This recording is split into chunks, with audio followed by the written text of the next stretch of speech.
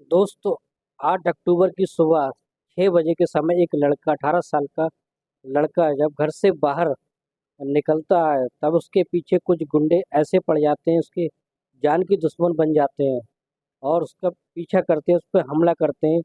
वो अपनी जान बचाकर अपने घर की तरफ भाग जाता है और घर जाकर फिर हाँफते हुए घर जाता है और जाकर वो कहता है कि संभल कर सावधान होकर अपने घर वालों से कहता है, माता पिता से और उसकी एक बहन होती है जो सरकारी टीचर होती है, उससे कहता है कि समझ जाओ कुछ गुंडे मुझ पर हमला करने वाले हैं। तो दोस्तों, वो कोई और नहीं होता है हमला करने वाला, बल्कि उस सरकारी टीचर सरकारी शिक्षिका का पति होता है। नमस्कार दोस्तों, मैं अफसार सिद्दीकी, क्राइम स्टोरी में आपका स्वागत है। आज हम बात करने जा रहे हैं एक ऐसी घटना के बारे में जिसे सुनकर आप तो हैरान हो जाओगे, दंग हो जाओगे कि इतनी क्रूरतापूर्ण कहानी है जिसके सुनने के बाद आपके दिल में जो है वो दर्द पैदा हो जाएगा। तो दोस्तों, ये घटना जो है वो मध्य प्रदेश के इंदौर के रहने वाले एक बिल्डर की घटना है। एक बिल्डर जिसकी उम्र 45 साल की होती है, लेकिन जब वो अपनी एक मैरिज पोर्टल होता है, मैरिज पोर्टल पर अपनी जो आईडी बनाता है शादी के लिए, और उस पर लिखता है कि तलाकशुदा, उस वो तलाकशुदा है, उसे पत्नी चाहिए, खूबसूरत पत्नी चाहिए। और इस तरह से वो अपना बायोडाटा बनाता है कि करोड़पति है और एक साल में करोड़ों रुपए कमाता है। तो हो ना हो, इस बात के बायोडाटा को देखकर, इस आईडी को देखकर कोई ना कोई लड़की या कोई परिवार वाला लालच में जरूर आएगा। ऐसा सोचकर, ऐसा फिलहाल ऐसा हो ही जाता है कि एक सरकारी टीचर जिसकी उम्र लगभग 25 साल की होती है और जो दिखने में बहुत ही ज़्यादा खूबसूरत होती है, और वो उसके पैसे के झांसे में आ जाती है क्योंकि ये बिल्डर है और उसने अपनी उम्र जो लिखी है उसमें बायोडाटा में अपनी आईडी जो बनाई है मैरिज पोर्टल पर, वो बहुत ही कम, 10 साल कम एज बताई है, और जबकि वो 45 साल का होता है। और इस तरह से जो महिला टीचर होती है उसके मन में कहीं ना कहीं लालच आ जाता है और वो मैरिज पोर्टल की आईडी पर डायरेक्ट बात ना करके, बल्कि एक फेसबुक आईडी से उस लड़के को फ्रेंड रिक्वेस्ट भेजती है। फ्रेंड रिक्वेस्ट भेजने के बाद वो लड़का उसको एक्सेप्ट कर लेता है और धीरे धीरे उनकी फेसबुक पर बातें होने लगती हैं। बातें होने के बाद फिर धीरे धीरे उनकी जो बातें हैं वो प्यार में बदलने लगती हैं, और इसके बाद एक के बाद एक फिर वो इस मुकाम पर पहुंच जाते हैं कि वो एक दिन शादी करने लगते हैं। और इस तरह से उनका एक बड़े से होटल में शादी का प्रोग्राम होता है। और ये बात है साल 2019 की। उनकी बहुत बड़ी शादी का प्रोग्राम होता है। और एक बात, ये इसको देखकर एक बात तो सामने आती है कि कोई ऐसी बात थी जो वो छुपा रहा था, जो बिल्डर था वो छुपा रहा था। उसका नाम राजेश विश्वकर्मा था और उस लड़की का नाम लता होता है, जो सरकारी शिक्षिका, सरकारी टीचर होती है। जब शादी के दिन उस लड़की वाले के तो बहुत सारे मेहमान होते हैं, माता पिता होते हैं और दूर दूर के रिश्तेदार होते हैं, लेकिन लड़के की तरफ से कोई नहीं होता लड़का, बल्कि अकेला ही आता है। इस बात को उसके घर वाले तो खुटक जाते हैं, जानने लगते हैं। और लड़की भी ये बात सोचती है कि ऐसी क्या बात है जो लड़का सिर्फ अकेला शादी करने के लिए आया, उसका कोई घर वाला नहीं आया। तो इस तरह से लता के घर वाले, माता पिता, उस राजेश विश्वकर्मा से ये पूछते हैं, क्या तुम्हारे घर से कोई नहीं आया, तुम अकेले क्यों आए हो, क्या तुम्हारे घर से कोई नहीं आया?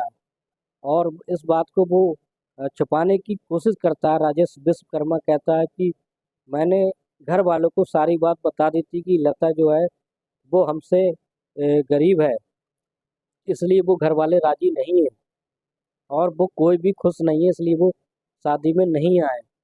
इसलिए मैं चाहता हूँ मैं खुद ही अपनी शादी करके और बाद में उनको मना लूँगा। इतना कहते हुए लता और लता के घर वाले दोनों मान जाते हैं और इस तरह से उनकी शादी जो होती है, शादी संपन्न हो जाती है। और शादी होने के बाद फिर वो वहीं उसी होटल में, वहीं मध्य प्रदेश के कहीं होटल में वहीं रुकते हैं। फिर स्वागरात वगैरह का प्रोग्राम होता है। सारे रीति रिवाज को पूरा करने के बाद फिर 2-4 दिन के बाद राजेश विश्वकर्मा लता को लेकर इंदौर इंदौर चला जाता है। इंदौर के एक बड़े ही आलीशान होटल में एक कमरा लेता है, जहाँ से वो बड़ी आलीशान ज़िंदगी गुजारते हैं। अच्छा खाना पीना होता है और अच्छी जगह घूमने जाते हैं। जब ये बात लता देखती है तो लता बहुत ही खुश होती है कि लगता है कि उसकी ज़िंदगी सफल हो गई है। उसने ऐसे लड़के से शादी की है कि वो आप बहुत खुश है। फिर उसके बाद 10-15 दिन उस होटल में, इंदौर के एक आलीशान होटल में गुजारने के बाद फिर वो अ, अपने एक फार्म हाउस पर, जो मध्य प्रदेश में ही उसका एक फार्म हाउस था, फार्म हाउस में उस लड़की को ले जाता है। और फार्म हाउस जो होता है वो एक जंगल में बना हुआ होता है। तो दोस्तों इस तरह से वो लता को राजेश विश्वकर्मा एक अपने फार्म हाउस पर ले जाता है, जहाँ पर सारी सुविधाएं होती हैं। स्विमिंग पूल होता है और बड़ा वीआईपी रूम होते हैं, बेडरूम होता है और बड़े बड़े एलसीडी लगे होते हैं, जिसमें कोई वो पिक्चर वगैरह या कोई मूवी देखते हो। और बंगले के सामने एक से एक लग्जरी कार खड़ी होती है, ऑडी, मर्सिडीज। बड़ा ही आलीशान उसका जो फार्म हाउस होता है, जहाँ पर लता जैसे ही प्रवेश करती है वो सोचती है कि आज तो ज़िंदगी बहुत अच्छी गुजरने वाली है। उससे क्या पता था कि यहाँ आने के बाद उसकी ज़िंदगी नरक बन जाएगी, और तो कुछ ऐसा ही होता है। दोस्तों जैसे ही वो वहाँ पहुँचते हैं, फिर वो जो राजेश विश्वकर्मा होता है वो पॉर्न वीडियो का, जो अंग्रेजी वीडियो होती है, सेक्सी वीडियो का बहुत शौकीन होता है। और तरह तरह के वीडियो, जो एनिमल वीडियो, सेक्स वीडियो चलाकर उसी तरह से अपनी पत्नी के साथ यौन संबंध बनाता है, जिससे उसकी पत्नी जो होती है वो उससे, लता जो होती है, पहले तो कुछ नाराज होती है, फिर बाद में धीरे धीरे वो सब कुछ बातों को मानने लगती है, क्योंकि वो उसका पति होता है। उसे क्या पता था कि इसके बाद भी उसकी ज़िंदगी उससे भी बुरी होने वाली है।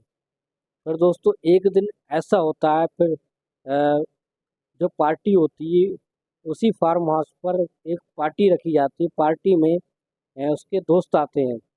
उसके जो दोस्त आते हैं वो दोस्त उससे डिमांड करते हैं कि उसकी पत्नी अच्छा सा डांस करे, अब वो भी बिना कपड़ों के, तन पर कोई भी कपड़ा ना हो। सिर्फ छुपाने के लिए प्राइवेट पार्टी छुपा सकती है, बाकी कोई कपड़ा ना हो। पहले तो इस बात पर वो राजी नहीं होती। जब राजेश विश्वकर्मा और उसके दोस्त जो होते हैं वो हथियारों की नोक पर उससे ये सब कराते हैं, और फिर वो डांस करती है, और फिर बारी बारी से जो उसके दोस्त होते हैं लता के साथ संबंध बनाते हैं, और तरह तरह के से प्राकृतिक, अनप्राकृतिक, अननेचुरल तरीके से संबंध बनाते हैं, जिससे वो बहुत तंग आ जाती है।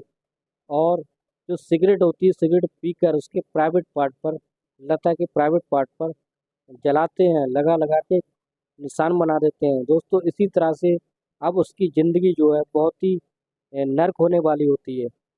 फिर इस तरह से दोस्तों फिर अगले दिन फिर पार्टी होती है। फिर उसके 4-6 दोस्त और आते हैं। 4-6 दोस्त आते हैं, फिर उसकी हथियार की नोक पर रखकर फिर सब इससे कराते हैं, और बारी बारी से उसके साथ रेप करते हैं, और उसके प्राइवेट पार्ट होते हैं सिगरेट से जलाते हैं, और शराब पिलाते हैं उसे। इस तरह से फिर दोस्तों कहानी आगे बढ़ती है, और फिर ऐसे ही चलता रहता है।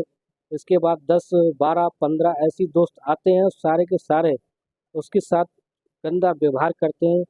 और दोस्तों फिर एक दिन ऐसा होता है, वो उसके दोस्त यौन संबंध बना रहे होते हैं, शारीरिक संबंध बना रहे होते हैं, तो वो वीडियो बना लेता है, और इस तरह से वीडियो बनाने के बाद उसको ब्लैकमेल करने लगता है।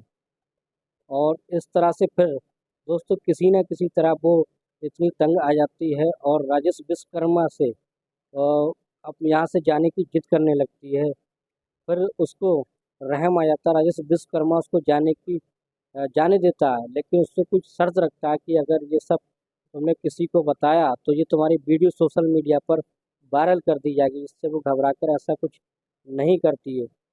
लेकिन एक दिन ऐसा होता है कि वो हिम्मत करके ये सारी बात जब अपने घर जाती है, और घर वालों से तो कुछ नहीं बताती, लेकिन कुछ दिन बाद तो फिर लता उसके मन में बदले की भावना जगती है और पुलिस को ये सारे कांड की जानकारी देती है।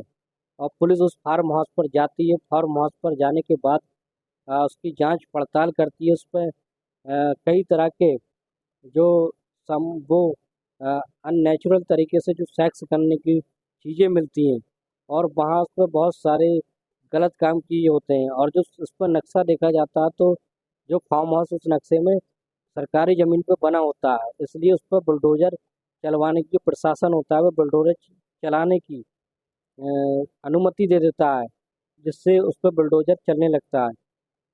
और दोस्तों इस तरह से उसकी जान जो है छूट जाती है और बुलडोज़र द्वारा उसका सारा आलीशान फार्म हाउस से खसा दिया जाता है। और पुलिस जो होती है इस मामले की छानबीन करके जितने भी लड़के होते हैं इस घटना के संबंध में सारे लड़कों को जो पकड़ लेती है पुलिस। और पकड़ने के बाद उनको उनके ऊपर जो मुकदमा लगता है धारा आईपीसी की धारा 76 और कई तरह के ऐसे मुकदमे लगते हैं और पुलिस ने उन सबको गिरफ्तार करके जेल भेज दिया है।